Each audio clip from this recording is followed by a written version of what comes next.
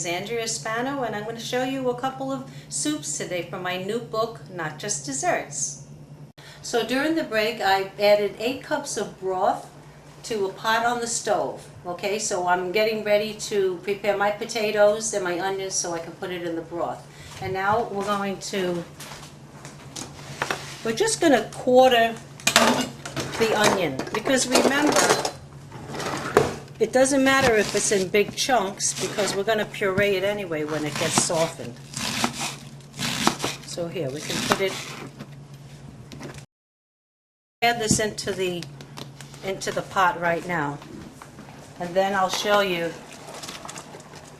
okay, then I'll show you how I cut the potatoes. Pretty much the same way, lengthwise.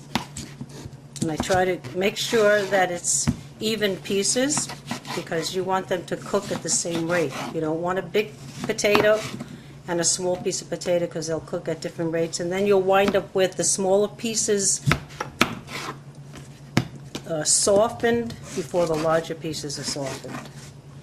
Alright, so this is the way you prepare your potato for the soup. And then we're going to put the potatoes into the chicken broth.